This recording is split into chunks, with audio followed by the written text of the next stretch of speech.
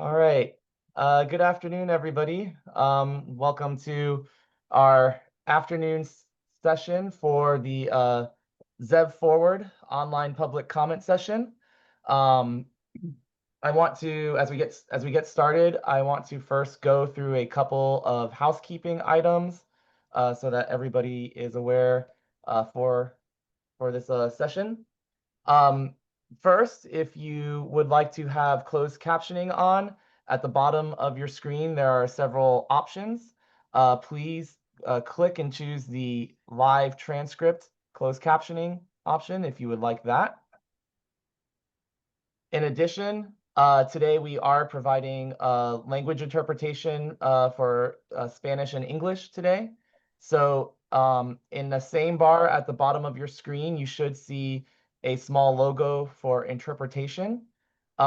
We strongly recommend that you choose either the English or Spanish language channel to listen in. Do not keep it in the default option. In this way, you will be able to hear your preferred, you'll be able to hear everything in your preferred language, and it will be seamless. We have interpreters who will be providing both Spanish to English and English to Spanish translation on those channels. So again, we strongly encourage that you move off of the original audio option and choose either the English or the Spanish channel for today. All right, that is the opening housekeeping.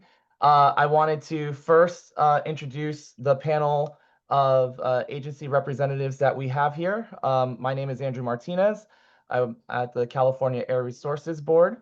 I am also joined today by 4 additional panelists.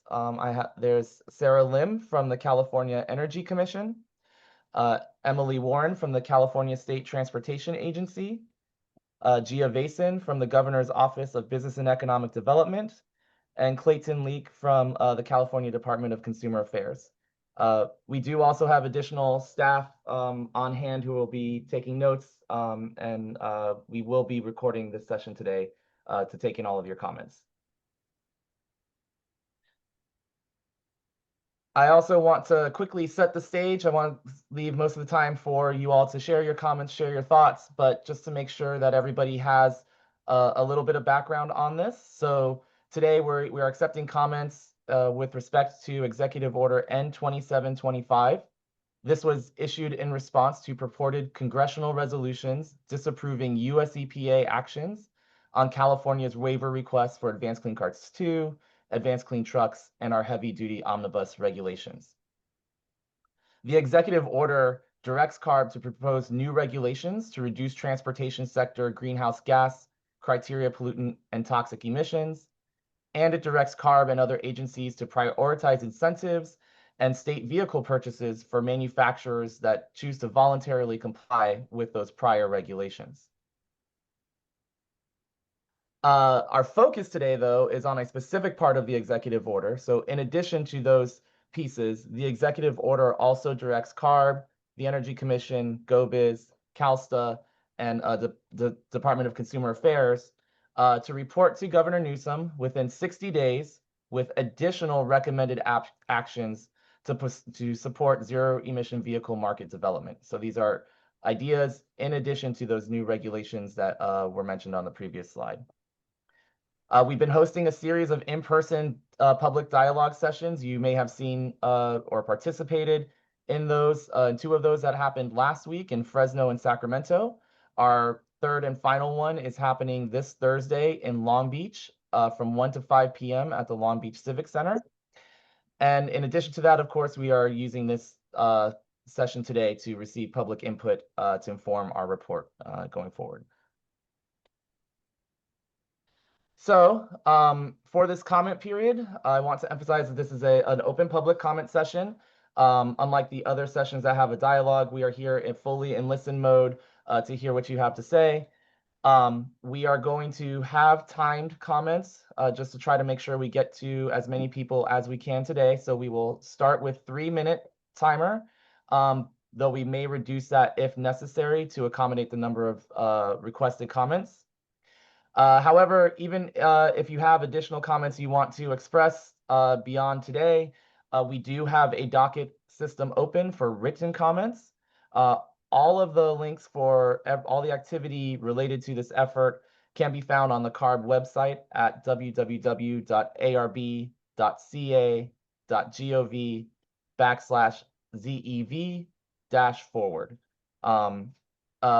We do strongly encourage that any written comments be submitted by this Friday, August 1st, in order for staff at the agencies to be able to fully consider them and get them integrated into our final document. For today's Zoom, if you want to make a comment, we're going to be using the raise hand feature for those online using a computer. Again, that's at the bottom of your screen in that ribbon at the bottom. You can use your raise hand feature. If you are participating by phone, you will need to press #2 to raise your hand.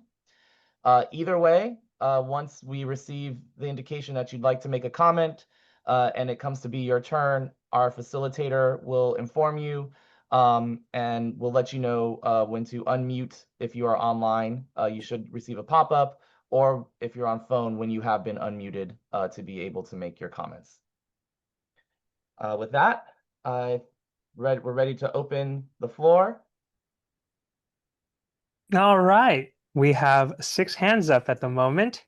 So let's see, Sophie, I have given you permission to speak. Please unmute yourself and you may speak. Hi. My name is Sophie Simpson, and I'm a member of Mom's Clean Air Force and a mom of a 16-week-old from Los Angeles. I'd like to talk about the vital importance of reducing car and truck pollution and protecting our right to breathe clean air. My husband and I are EV owners because we are concerned about the harms of tailpipe pollution. I actually have taken advantage of the federal tax credit twice, the Replace Your Ride program for my first EV and the $7,500 credit for my second car. Every day, the pollution from cars and trucks sends our kids to the emergency room with asthma attacks and forces them inside on unhealthy air days, which in Los Angeles, we have a lot of. This is a public health crisis, and we need a swift and powerful response. We need strong action by California that delivers immediate pollution reductions because our children can't wait for clean air. California has always led the way in adopting measures that reduce harmful pollution and protect the health of Californians. So now, with federal protections in jeopardy, your leadership is more vital than ever. This means moving forward with rigorous pollution standards that reduce climate and health harming pollution from cars and trucks, and advancing other measures like consumer rebates and infrastructure investments that make clean cars more affordable and accessible for all Californians. I also strongly support California's efforts to put in place additional measures to reduce this harmful pollution, support affordable, clean transportation solutions, and grow jobs. We are counting on you to act boldly and without delay to keep the standards that protect our health and secure a safer climate for generations to come. Thank you. Thank you. Our next speaker is Sacramento GT. I have given you permission to speak. Please unmute yourself and go ahead.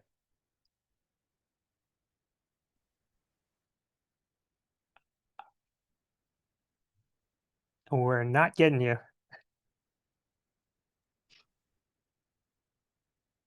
think you unmuted for a brief moment there.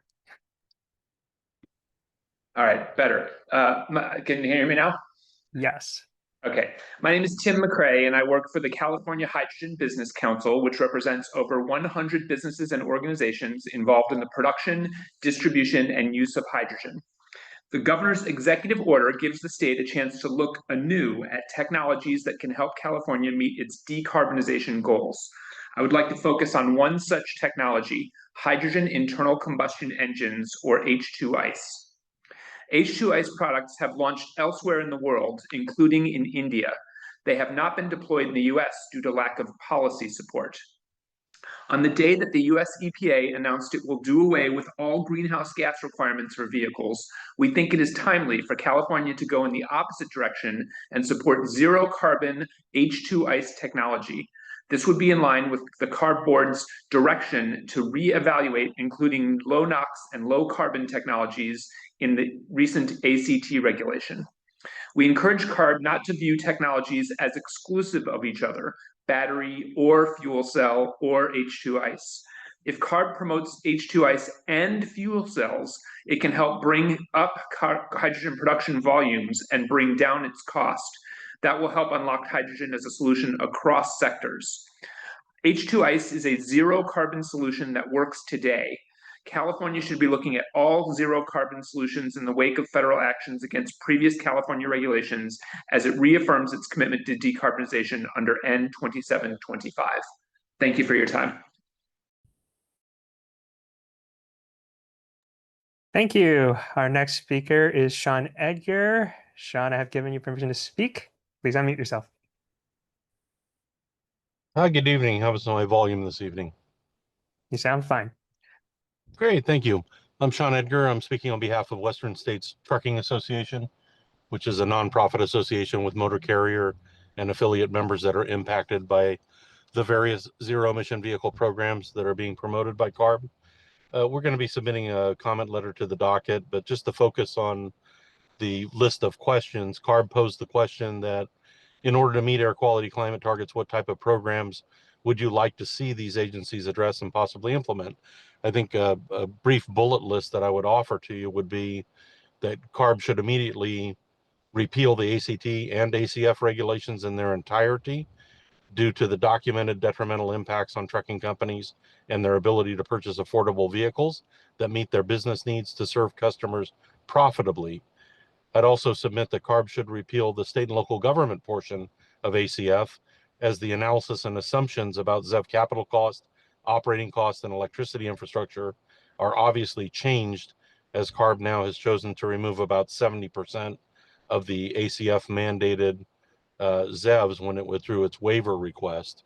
I think to do anything short of repealing ACF in its entirety would fundamentally change the environmental and economic assumptions, and additional CEQA and APA analysis would be required should CARB not repeal ACF in its entirety.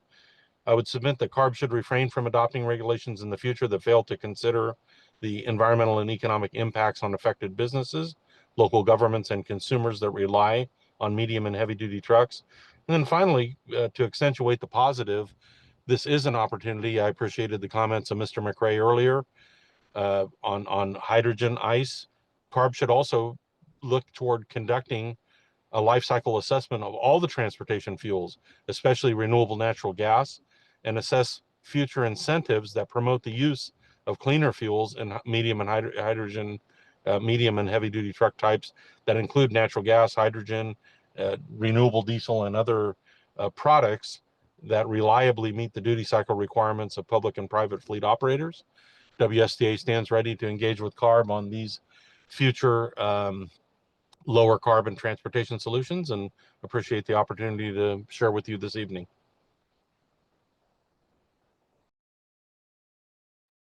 Thank you. Our next speaker is Krista. Krista, I have given you permission to speak. Please go ahead and unmute yourself.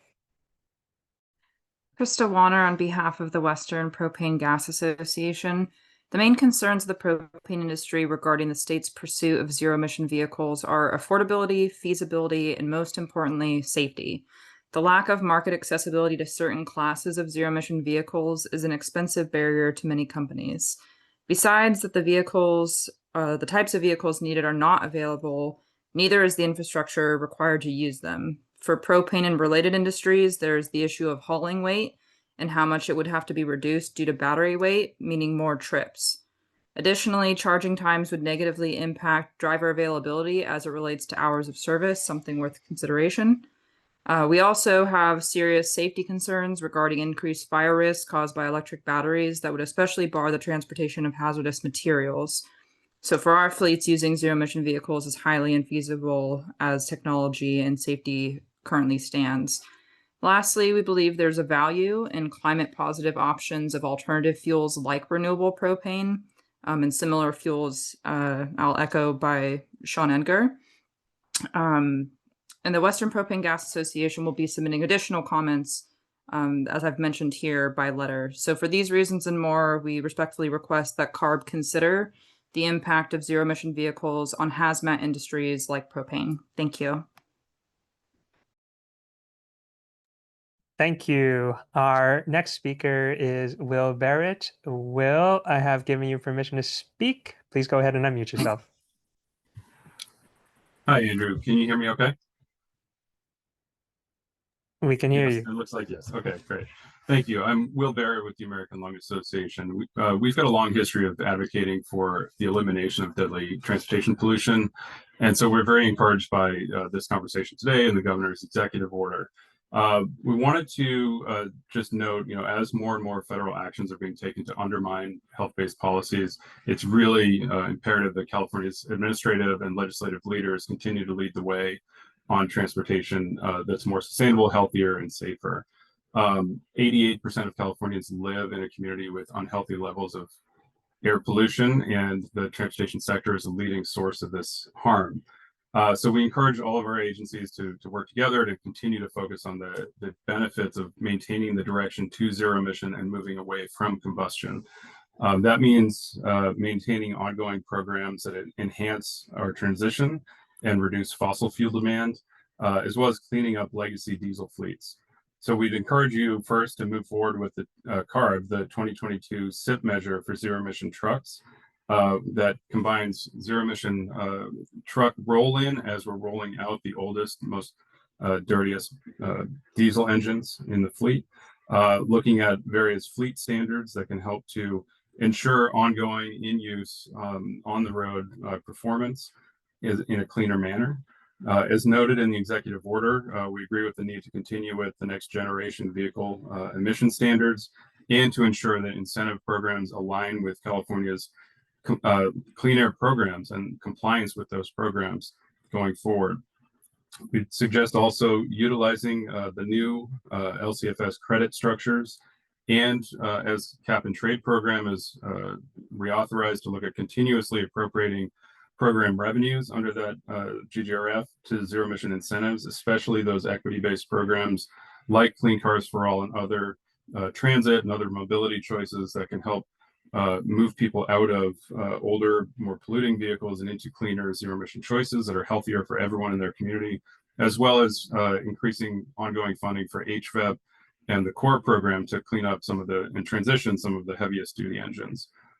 Two last points I wanted to make. Really want to emphasize the need for ongoing development of fee structures that can help to deliver resources for zero emission infrastructure and vehicle incentives, things like last mile or container fees, or fee baits, or the indirect source rules that could incorporate fee structures to help invest in clean technologies.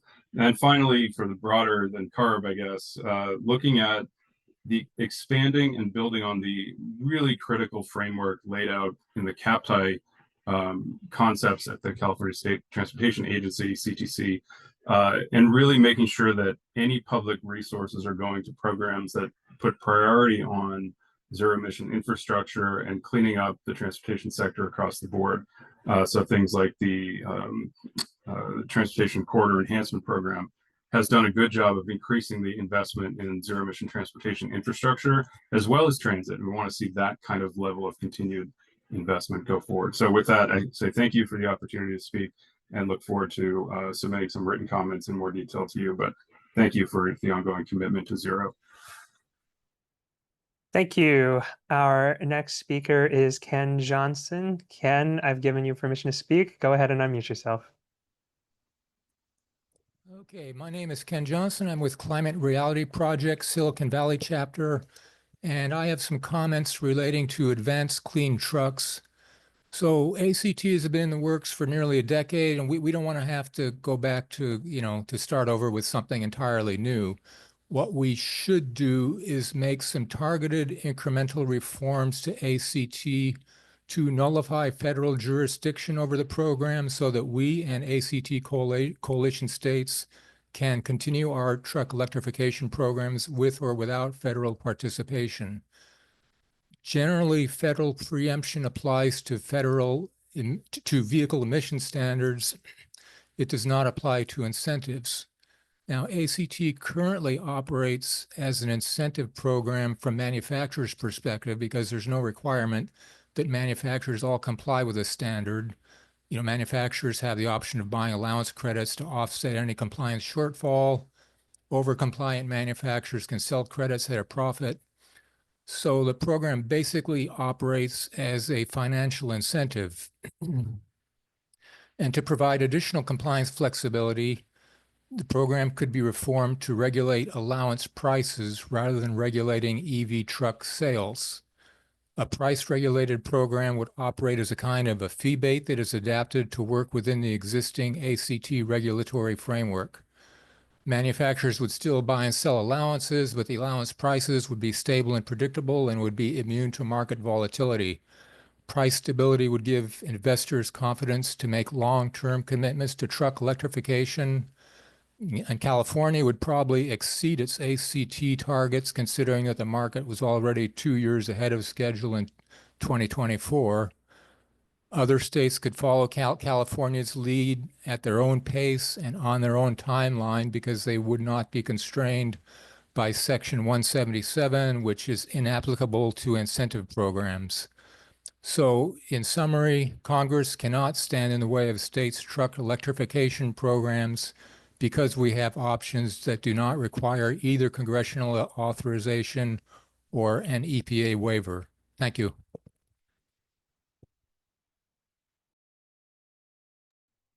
Thank you. Our next speaker is Nancy Simpson. I have given you permission to speak. Please go ahead and unmute yourself. Hi, can you hear me? We can Hello? hear you. Okay, great. Well, good evening. My name is Nancy Simpson, and I'm a member of Mom's Clean Air Force and a mom of 2 and a grandmother of 3 from Los Angeles. I'm here today to speak about the vital importance of reducing car and truck pollution and protecting our fundamental right to breathe clean air.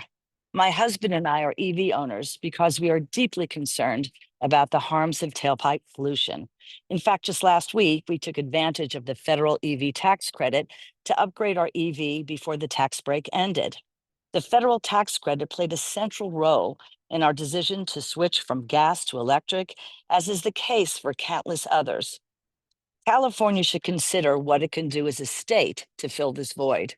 I would like to suggest that the state extend and increase EV tax credits and rebates to make up for the lost incentive at the federal level to ensure that more EVs are on the road.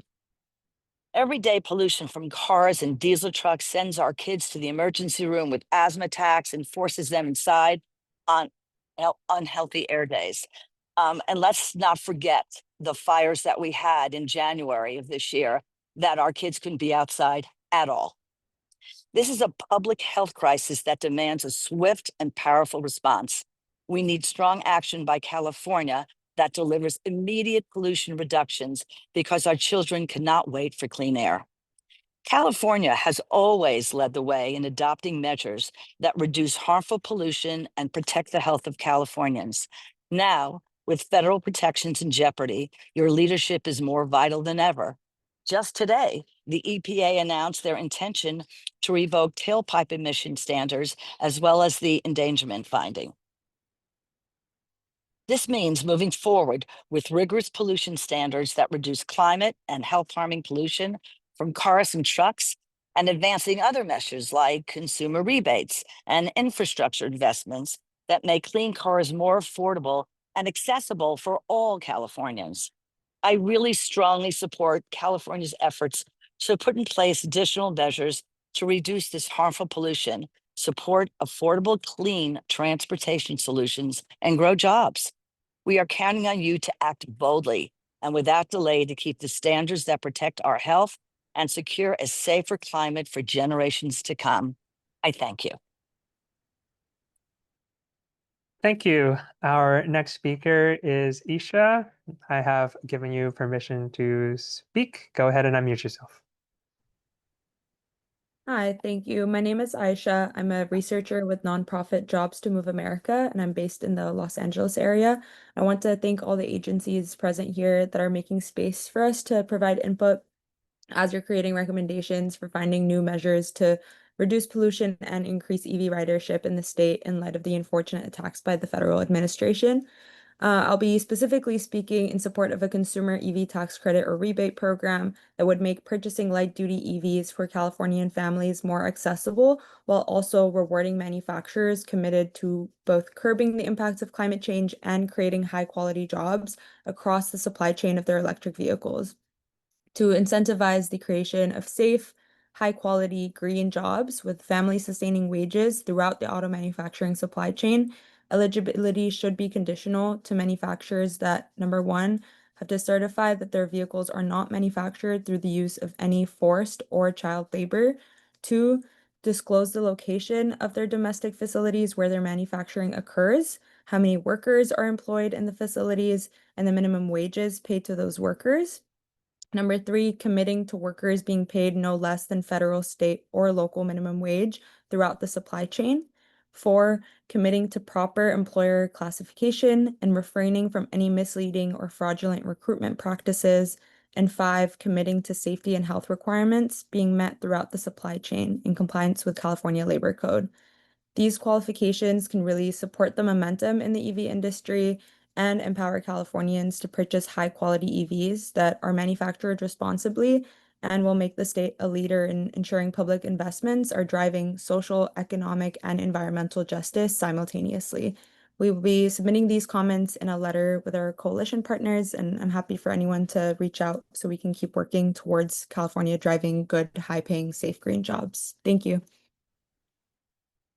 Thank you. Our next speaker is Isabel. I've given you permission to speak. Go ahead and unmute yourself. Hello and good evening. Can you hear me? Am I good? We can hear you. Excellent. My name is Isabel Muschamp, also registered as Smog Inspector Echo Oscar 636521.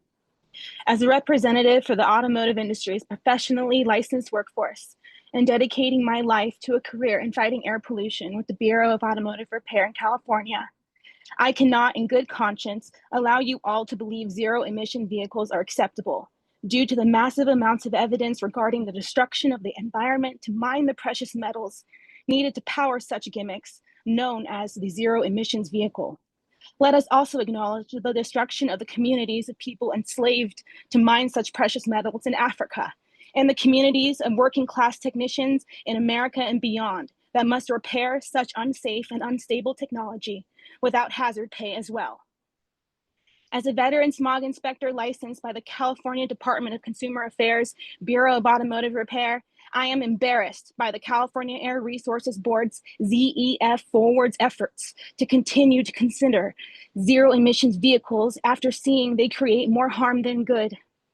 California is a leading pioneer in environmental protections, and it is now falling behind in the wake of Trump's AI action plan to win the race to nowhere but the demise of the human race as we know it, since there are no regulations existing for the emission pollution of data centers to power artificial intelligence no one asked for. California should be caring about the public health crisis across the globe, not just at home. Electric vehicle owners are selfish drivers in America who have failed to care about the manufacturing process's devastation, here and globally. Now is the time to reimagine our future by beginning to tax carbon footprints with transparent transportation information, to charge according to the environmental damage an individual causes. Why am I measuring in parts per million on the ground with my sniffer equipment when private and public air transportation has yet to be measured yet? Since exercising my smog inspector license for over the past decade in California, the Air Resources Board has wasted time and resources making eligibility for the smog check program so expensive and confusing, most shop owners no longer wish to participate, like my family and our shop in Ventura. Instead, the California Air Resources Board should have used the time and resources appropriately to approach the taxing of carbon footprints based off travel, not solely measuring the parts per million of pollution detected from our smog machine from a vehicle, barely creating a carbon footprint in comparison to the elites, tech giants, and athletes with excessive emissions from travel. I am ashamed the California Air Resources Board has not held the elites accountable for their stake in environmental advocacy as the working class. Why have we accepted big oil rail's responsibility to reduce carbon pollution and reduce the amount of energy consumption and not held the tech community to the same standards. We all have seen the headlines regarding. Thank you very much. Our next speaker is Adriana. I have given you permission to speak. Please unmute yourself. Hi, everybody. My name is Adriana Rizzo, speaking on behalf of Californians for Electric Rail. We are, really strong supporters of rail electrification and want to make sure that CARB, pushes forward on some productive policy on this front. We really want to make sure that CARB prioritizes overhead proven zero emissions technology, specifically overhead catenary electrification of freight and passenger railroads, and moves away from promoting hydrogen fuel cell trains, which are not zero emissions. They do produce greenhouse gas emissions. And are an unproven technology that's proven very unreliable and expensive when used abroad.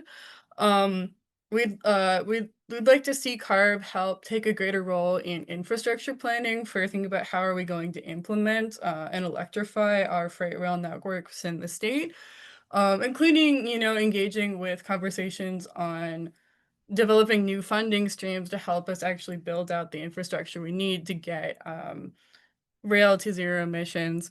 I'd also like to see policy that's particularly targeted on rail yards, as for the most immediate emission reductions, as those are both located within the state and do not have the same interstate commerce issues, as well as have the most acute public health impacts. Yeah, this is really, rail electrification is really an infrastructure issue, and we need, greater state planning and coordination between different levels of the state to make this happen. Yeah, I'd also encourage CARB to emphasize, refocus on modal shift. Rail is significantly inherently more energy efficient than trucking, and getting more freight off our roads and onto trains has a lot of environmental benefits. The same goes for the passenger side as well. We need to get people out of cars and onto trains, and we need better, faster, more frequent transit all around the state, and rail electrification is an important part of that. So I hope the CARB can work collaboratively with Caltrans and get to implement the state rail plan and get freight electrification into the next state rail plan. Thank you so much. Have a great day.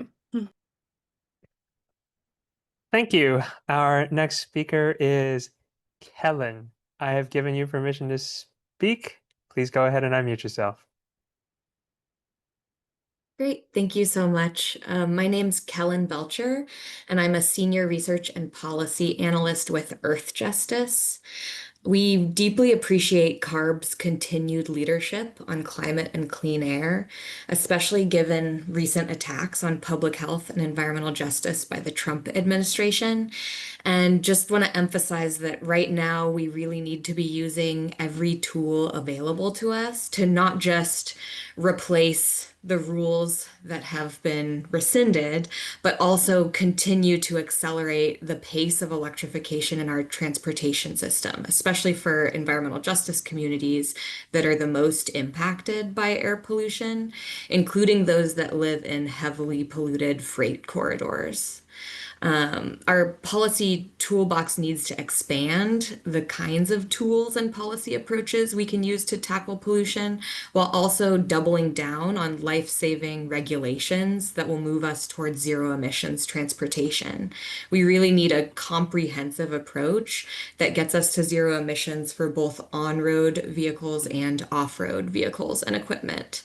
So we urge CARB to immediately begin work on a set of priority zero emission rulemakings that are critical to achieving California's goals, including newer updated rulemakings for light, medium, and heavy duty vehicles, for in-use locomotives, for transport refrigeration units, for hovercraft, cargo handling equipment, and for ocean-going vessels.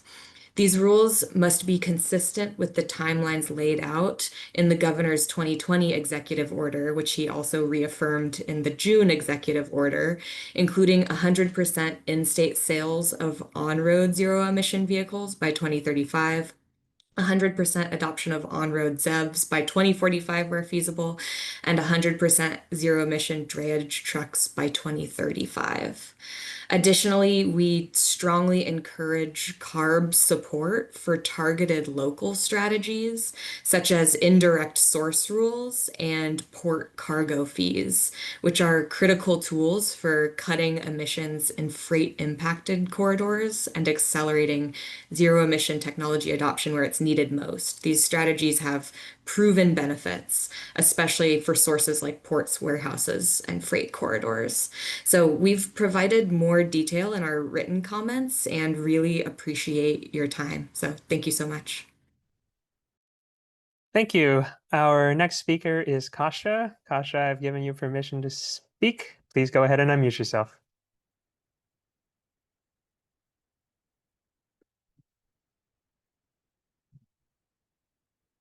Kasha, we're not getting you. There we go. Sorry about that. Good afternoon. My name is Kasha Hunt with Nosman. I'm speaking on behalf of the California Bus Association, which represents the motor coach industry here in California. We're here to provide the following comments. First, we'd like to thank the board. We appreciate all the efforts you're already making to differentiate the motor coach business from transit buses and trucks. We're a unique industry which has unique challenges with the current advanced clean fleets regulations. Motor coaches take a substantial number of cars off the roads each day, which reduces congestion and net emissions, thereby directly improving carbon impacts and climate threats. Nationally, we carry as many passengers as air carriers each year. Therefore, motor coaches are instrumental to CARB meeting its air quality goals. However, the Advanced Clean Fleets regulation, which provide compliance flexibilities for motor coaches, are unclear, cumbersome, and difficult to understand. The purchase of a zero-emission motor coach is more than double the cost of a diesel motor coach. For example, a diesel bus is about $650,000, whereas a zero-emission one is closer to $1.2 million. And the zero-emission motor coach is not able to carry as many passengers or as much luggage as a diesel one. Therefore, ACF regulations will require that we pay twice as much for a bus, which cannot meet our needs. The zero-emission motor coach is equivalent only in the way that it looks, not the way that it operates. Additionally, the infrastructure does not currently exist to support long-distance zero-emission motor coach operations. Many of the electric power companies are unwilling to build out facility-based charging stations, and current grids are unable to support the load. It takes about 18 to 24 months just to start a project, and most infrastructure incentives only subsidize a portion of the cost. Therefore, at this time, there aren't sufficient charging opportunities locally or for long-distance trips to support zero-emission motor coaches. With mega events on the horizon, such as FIFA World Cup, the Olympics, Super Bowl, Rugby World Cup, California motor coach operators would be at risk of not being able to participate in transporting attendees and transacting business because of previously proposed CARB regulations. This would put us at a competitive disadvantage to motor coach operators based in other states, which are not subject to the same regulations. Our primary ask is that the CARB board continue to partner with our industry as it moves forward with these impactful decisions, and we look forward to continuing to engage with you. Thank you. Our next speaker is Liam. Liam, I have given you permission to speak. Go ahead and unmute yourself. Hello, can you hear me? Yes, we can. All right, great. So yeah, I'm just an automotive enthusiast speaking for us car guys out there. I'm also a father. So I'm in a unique position where I care about both cars and the environment for the future. And I think a lot of us are kind of failing to learn the lesson we should have learned from the pandemic. We saw how much cleaner the air got just from us staying home. We did not have to reinvent cars. We did not have to create a whole new infrastructure. So I think if we're going to send incentives, rather than incentivizing people to buy electric vehicles, which don't solve the problem of the tires running on the road, the repairs on the road, the brakes, there's numerous problems that are still at stake here. But if everybody stays home, you not only solve the air problems, you solve the congestion problems as well. So incentivize the employers to allow more of their employees who are not hands-on to work remotely. And then also for the employees who are hands-on, who do need to be there, incentivize them to have staggered work shifts so they're not sitting in traffic all at the same time. Again, it's going to reduce the emissions just because they're not sitting in traffic. They're just driving straight through. I call this, it's EV, I consider it's the Diet Coke approach to problem solving. Instead, if an individual is consuming too much Coca-Cola Classic, the solution is not switching to consuming too much Diet Coke. The resolution is reducing how much of the soda they're consuming full stop, and then replacing that with water. So the analogy here is, instead of everybody having to drive diet cars, we just drive our classic cars, but just less often, not for our errands, not for work every single day. We use those for just for fun.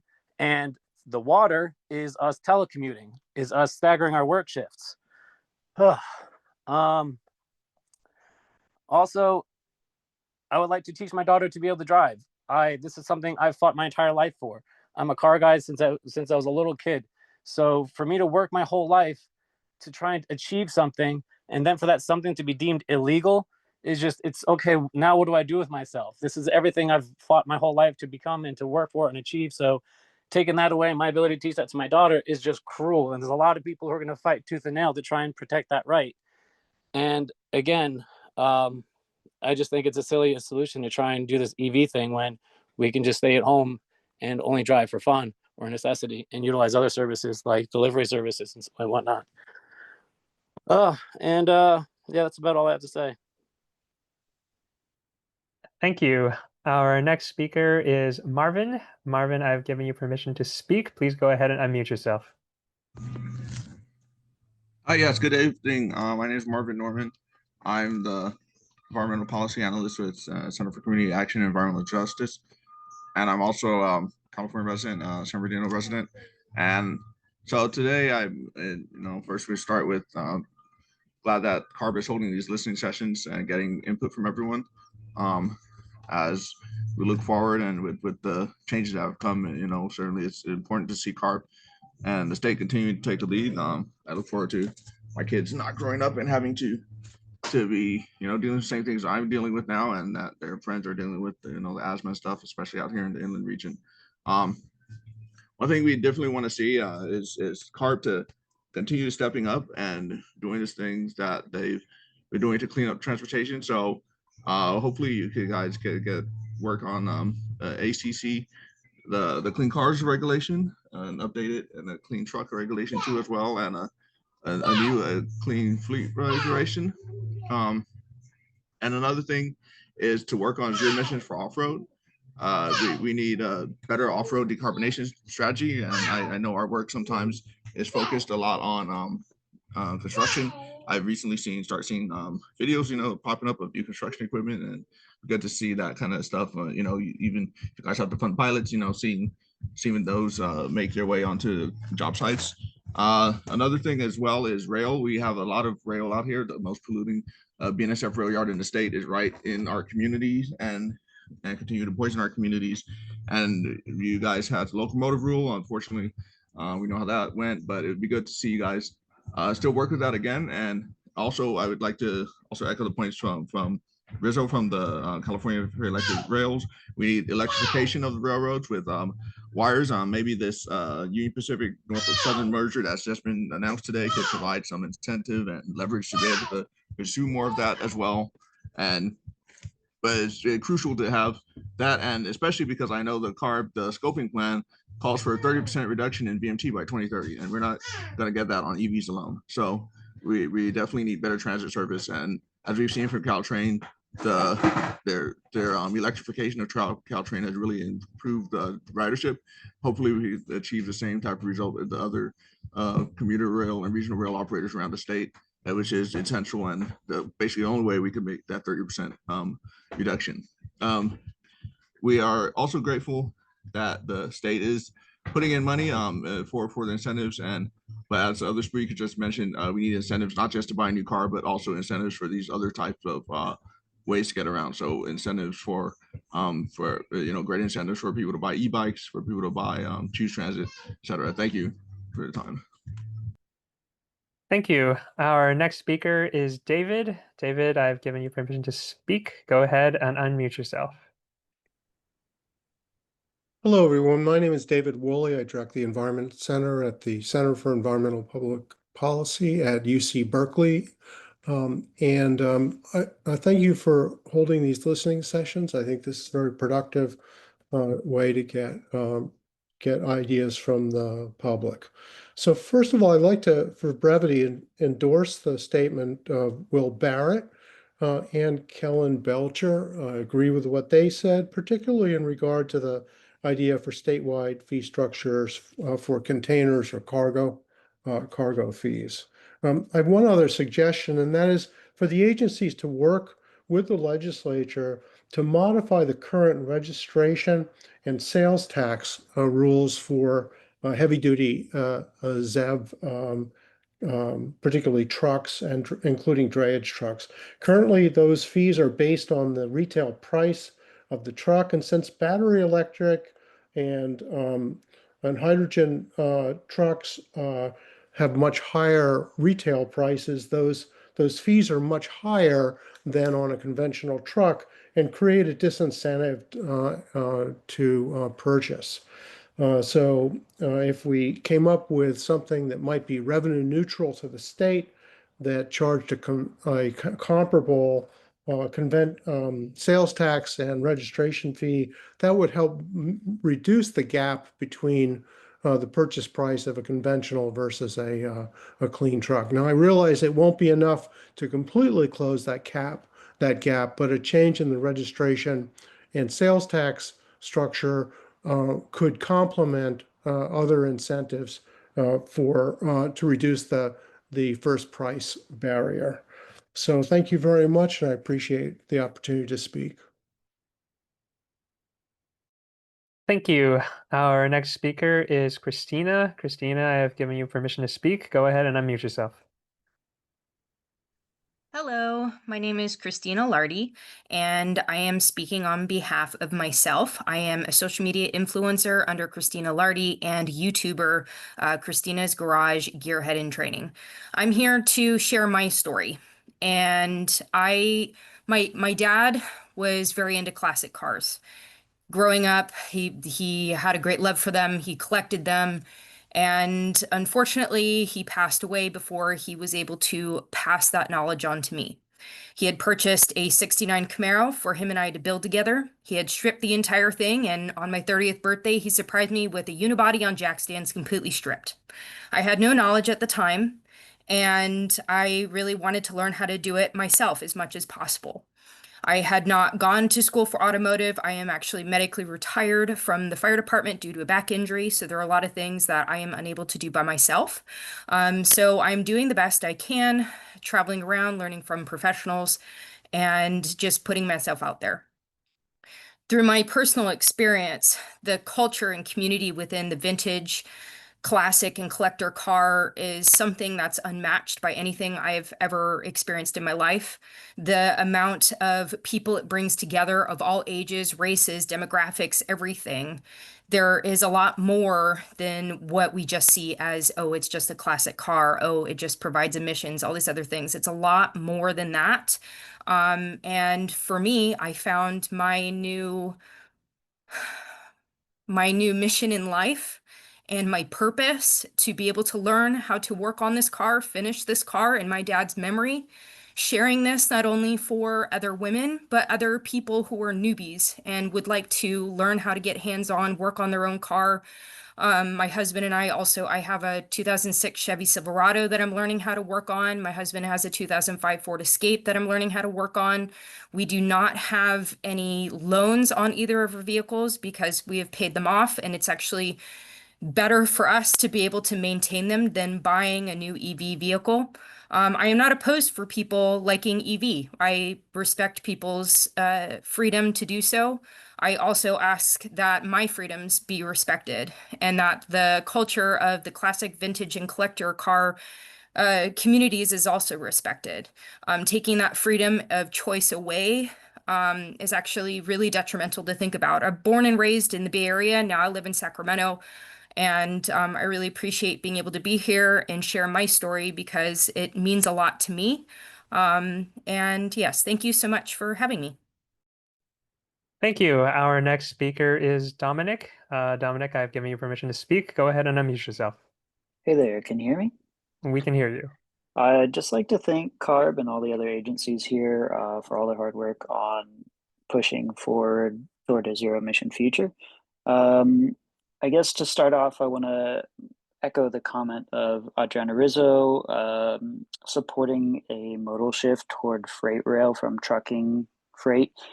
But the key there is really the electrification of that rail. Doing those two things combined, I think would produce some really great emissions reductions. And that brings me to the point of this is to reduce emissions. The point of these rules. So please do not move ahead with half measures that reduce vehicle emissions 5–10%. Things like renewable diesel, renewable propane, gray hydrogen, because those are keeping the underlying combustion and we're getting the same pollution out of those. So I would just suggest that you please focus on the zero emission vehicles that are truly zero emission from fuel production to use of the vehicle. It's been brought up quite a bit that heavy duty vehicles are quite a bit more expensive. So I would suggest that the state focus on incentivizing those, whether through rebates or tax credits to trucking companies, however that best works out so that they can afford to get those zero emission trucks and get access to those new technologies at a comparable rate to the more polluting technologies. I also think that the agency should look toward maybe incentivizing the manufacturing of zero emission medium and heavy duty vehicles. They're kind of in limited production at the moment, at least in this country, but I know there are a number of those manufacturers within California that are probably considered startups. So I think it might be worth looking into for the state to support those so that we can produce those at volume, which then reduces the price and of course reduces the emissions for all those medium and heavy duty vehicles, which are polluting much more than the regular passenger vehicles. Yeah, that's really all I had. Thank you very much for your time and for all the comments. Thank you. Our next speaker is Greg. Greg, I've given you permission to speak. Go ahead and unmute yourself. Hello, can you hear me? We can hear you. Hey, Carb, thank you for holding these meetings. I'm not representing anyone, just other than myself. Teamster for 15 years, driving heavy equipment around. I've experienced electric vehicles, driven them around, propane, natural gas. None of them have been up to the challenge of getting our stuff we need around the state effectively or needed. The people that say that it is close, they haven't used them or used them for a long period of time. They fail constantly. They either need to be repowered or regened or other issues. Please help us keep our trucks moving. And that's it. Thank you. All right. Thank you. Liam, we do see you, but before we get to you again, I would like to ask if anyone else would like to speak. Going once, going twice. All right, Liam, go ahead. I appreciate you letting me speak again. Under the pressure, I forgot a couple of things I wanted to add to, wiser methods of commuting to help reduce the pollution rather than altering our vehicles. We alter the way we use them. One of the big ways I think is instead of us driving 5 days a week to work 8 hours, if we drive 4 days a week to work 10 hours, or we drive 3 days a week to drive a little more than 12 hours. For every person, that would reduce the driving and all of the pollution monumentally more than any electric vehicle. And I also wanted to make a note on the whole zero emissions, that there really is no such thing as zero emissions. It's just displaced emissions. The electric vehicles, the power is coming from somewhere, and whatever's generating that power, that's still polluting in some way, shape, or form. So we're just displacing the pollution. We're not getting rid of it. So continuing to use something too much, like an EV, whether it's an EV or an internal combustion engine, it's still not going to be good. We need to, they say, guns don't kill people, people kill people.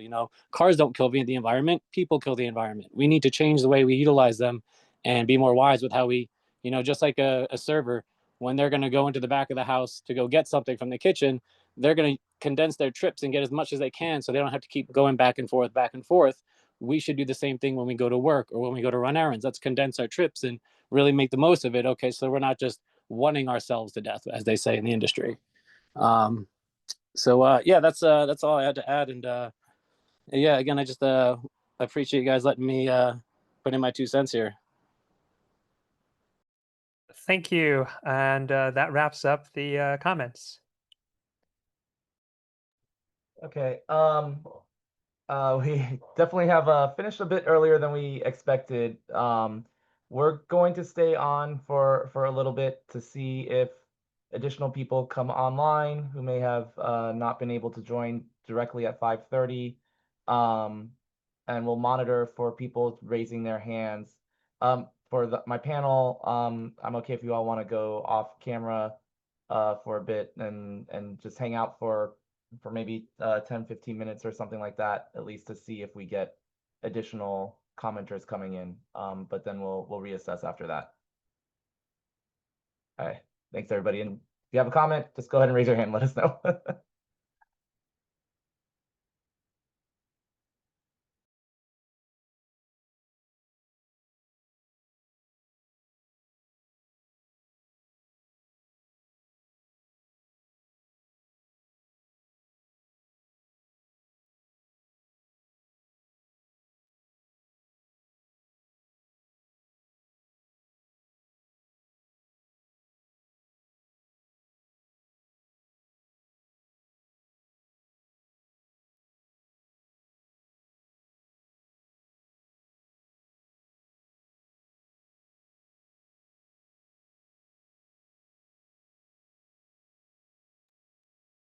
All right, David, I see you there. I've given you permission to speak.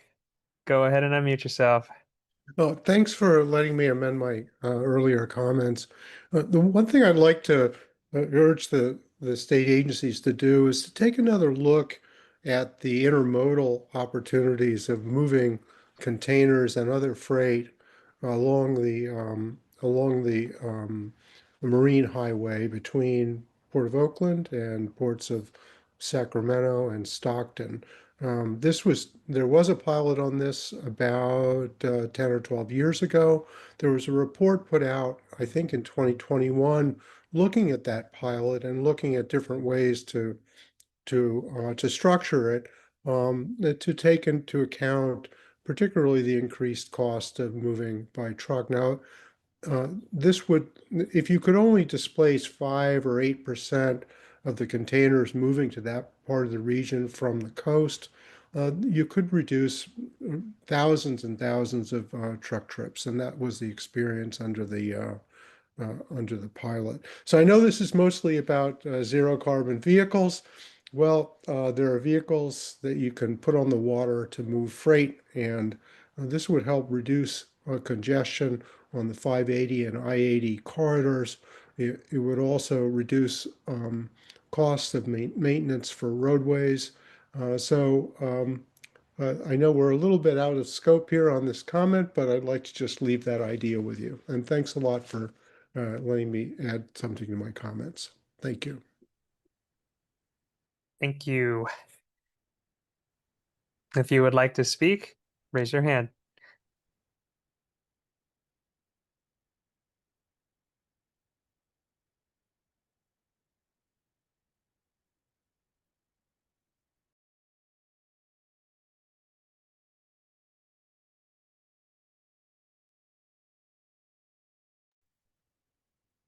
All right, it's been 15 minutes since we've had comments about. I'm going to say that for my panelists, if you all want to stay on, you're welcome to stay on. If you want to head out, that's probably fine as well. I'll stay on along with the various CARB staff that are supporting this event, just in case we get anybody who was not able to join the webinar earlier, in case they do come on and they want to make a comment. So I'll be here, but for the rest of you, if you would like to head back to home to your families, etc., that's totally fine. Thanks, Andrew. Appreciate the opportunity to be here and your support. Yeah. Thank you for joining. Absolutely. Yeah, thanks, Andrew, and thanks everyone who made a comment. Appreciate your input.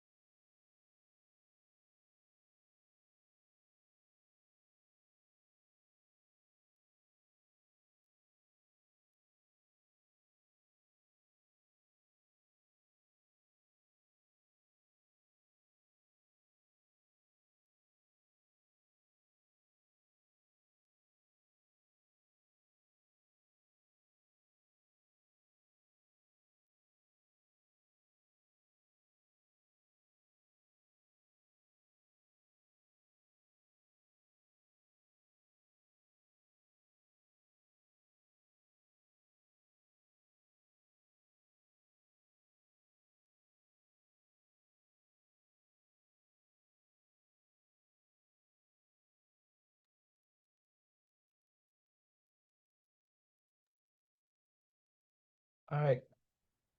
Christina Lardy, I've allowed you to unmute. Unmute. Hello. Hi. Since no one else was speaking, one thing that I would like to recommend, if you have not already, is maybe attend some classic car shows or Cars and Coffee and talk with the people there. I know I'm not the only one who has had a similar experience, a lot of sentimental value. There's a lot of history. There's a lot of culture that it's, by restricting people from being able to do that in the future, you're losing a lot of that culture, a lot of that history, and also legacy within families. There's more people that have their dad, their mom, grandparents. There's a lot there, even the automotive museum and stuff like that. So my recommendation would be to go to Cars and Coffee, go to SEMA. SEMA is a very big, it is in Vegas, but you have people that go from, from California and from all other states, as well as PRI, which is in Indianapolis. There's a lot of people like at SEMA, they were doing EV vehicles as well. It's not just no EV, no, it's being able to talk to people with different experiences that I'm honestly kind of bummed there were not more people that showed up to this meeting to share their experiences that are similar to mine, because I know I am a drop in a bucket of how many people that have different opinions, different personal experiences to be able to share. My friend is a mechanic, and he was actually sitting in the other room. I'm like, "Do you want to come say something?" He's like, "Well, they don't want to hear what I have to say." Just in short, he's a mechanic, and he said to be able to work on an EV, he would have to go back to school, and he's like, he's not even sure how that would even work, how much time, how much money that would cost. And like he's been doing this his entire life, and there's a lot of other people that are in that boat. And being able to pay to be able to work on your own vehicles, like as I said, my husband and I don't have loans on our cars. We're able to work on our cars as much as we can, and keep them running as long as we can so that not only are they more affordable, we have them running well, and they're safe vehicles. And like my truck, actually, my dad had bought that for me, and I don't want another truck. If I can get that to run until like it doesn't run anymore, that would mean a lot to me, because these are like the last things that I have of him is the Camaro. And also my dad has multiple other cars, 68 Mustang that he got for my other brother. I'm working on that one right now. My other brother has a 69 El Camino that I'm going to be working on. So it's not just for me, it's for my family, for my friends. There's a lot of other women and men that are interested in classic collector cars as well that this would be affecting. Thank you.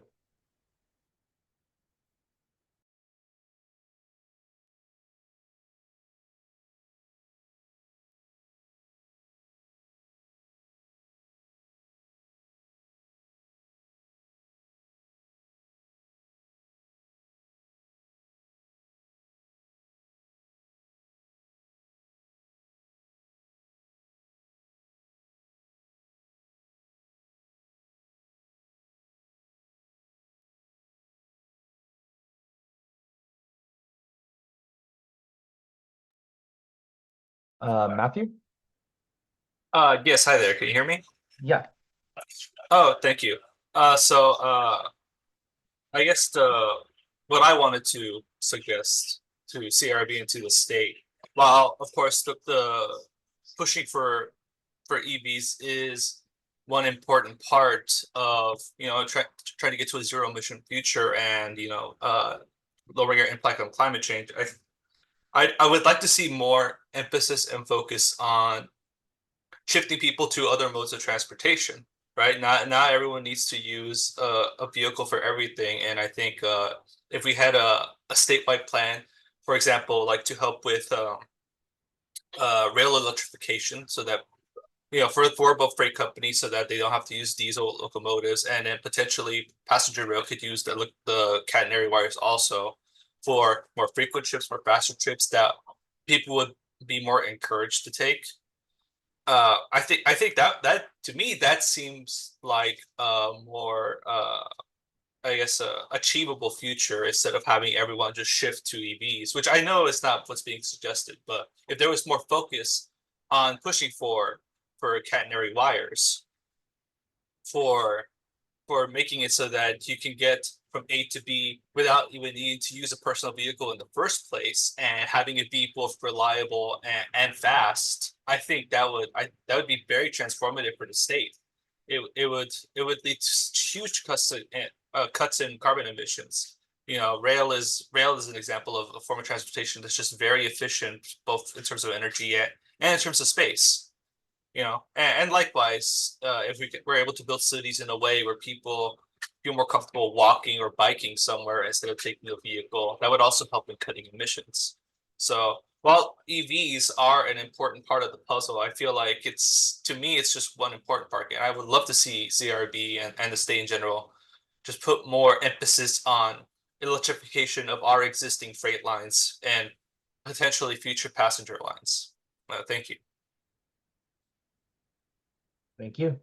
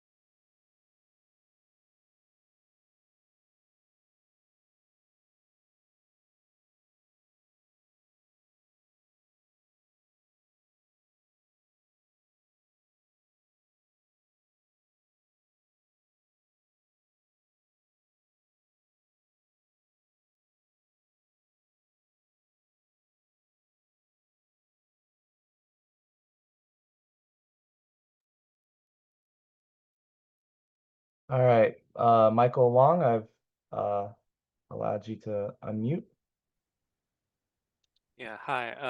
I would just like to echo the last commenter's comment. I really think that rail electrification is the way to go, and shifting some people off the roads to rail. I just think that would be the most efficient and greatest way to reduce our carbon emissions moving forward.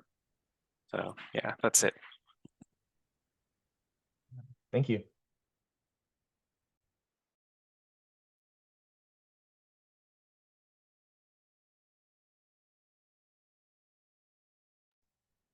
All right, Philip.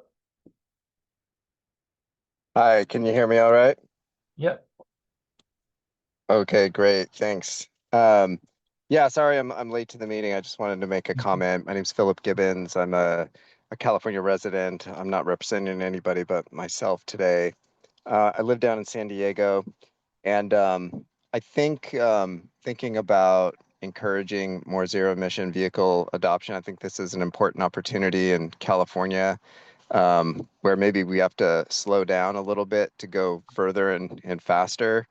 The comments that I have for you are really targeted on the heavy duty trucks, Class 8 tractor trailer type of trucks, as opposed to medium duty and even light duty.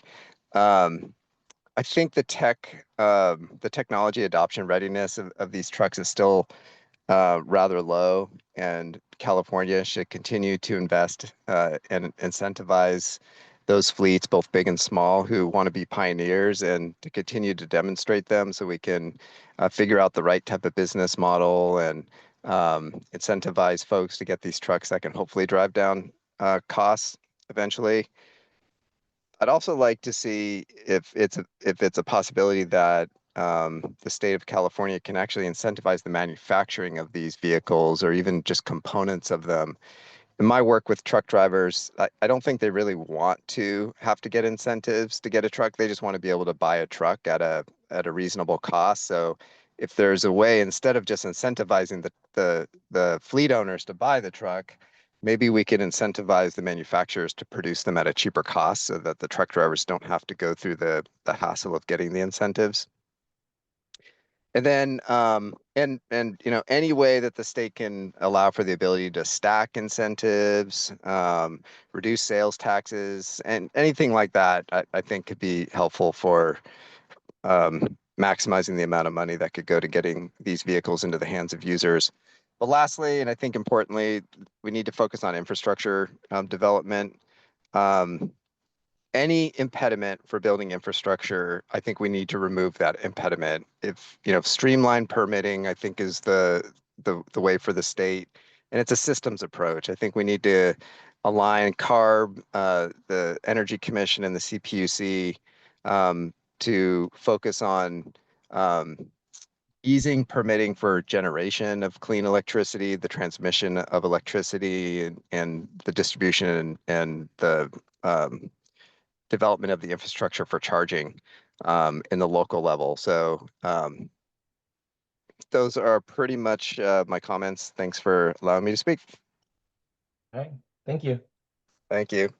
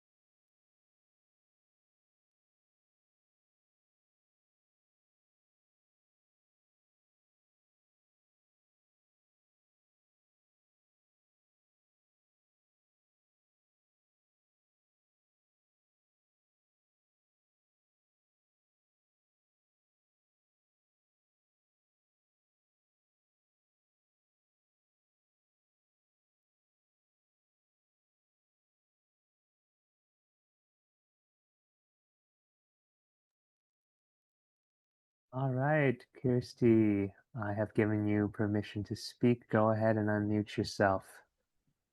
Hello, thank you very much. Thank you for this time.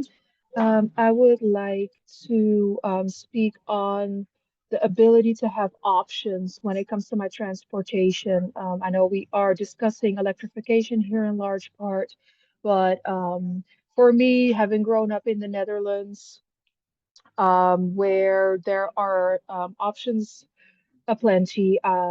You know, most people ride their bikes everywhere. Most people take trains everywhere, electrified trains, I should add there. You know, light rail also electrified. Everything is electrified or human powered.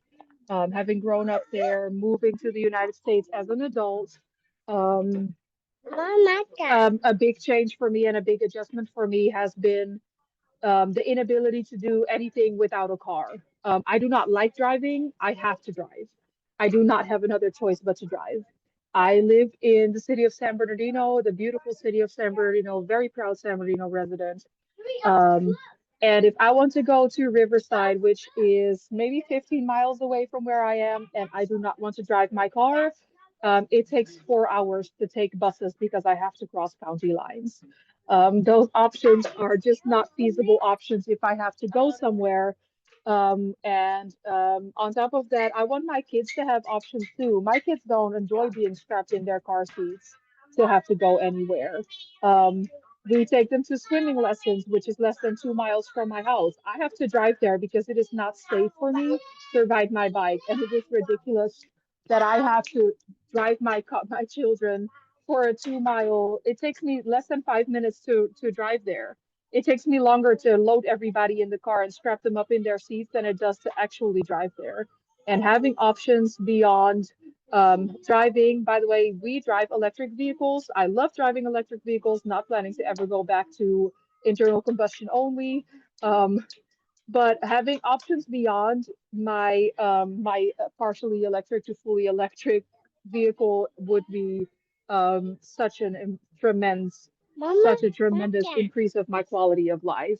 And I think that goes for almost everybody. Being able to grow up in an environment where my children will not have an 80% chance of developing childhood asthma because of the air quality due to emissions would be an amazing opportunity for my kids as well. And being able to stay mentally and physically healthy because I can ride my bike places. I mean, I would probably too much information, but the amount of weight I have gained after not being able to ride my bike everywhere anymore, it is ridiculous. So yeah, please continue to work on alternative modes of transportation so that we have options, not trying to drive anybody out of our cars, just want to have the option to not drive my car everywhere for myself. Thank you very much. Thank you.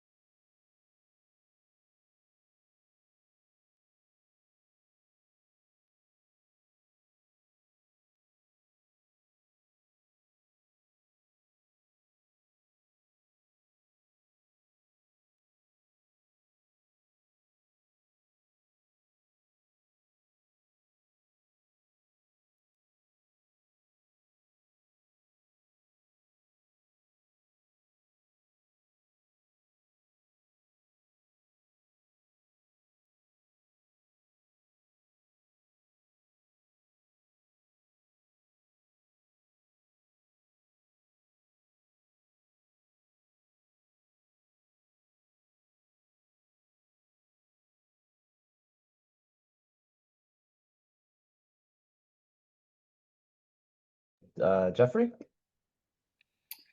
Yeah, hi. My name is Jeff Beeman. I'm a retired scientist from Lawrence Berkeley, and I'm late to the party here. Sorry about that, and hopefully this hasn't been covered before, but I'll put my head in the ring. I think electrified rail is the clear winner in zero emission motion transportation.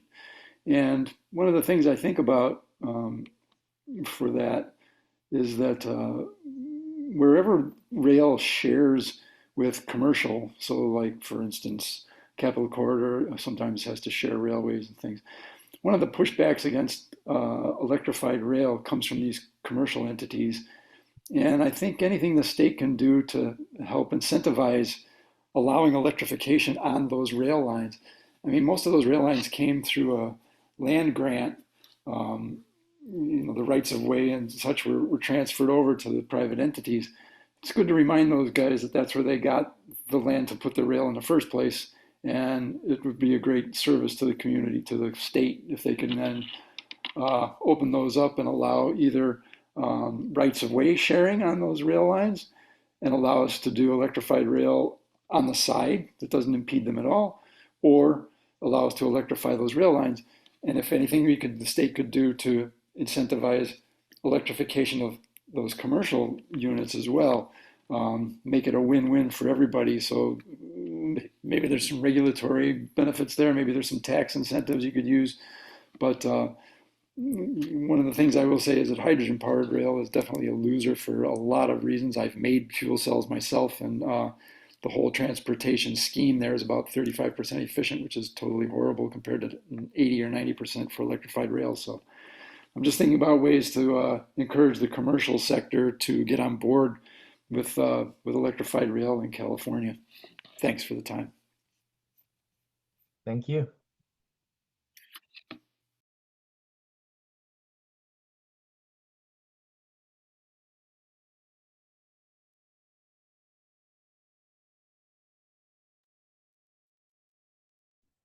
Okay, well, it's essentially 7:30, so I want to thank everybody who's still on, who have stayed on this long, and thank you to everybody who made a comment. And of course, also thank you to all of the CARB staff that helps support this and our interpreters as well. Hope you all have a good evening.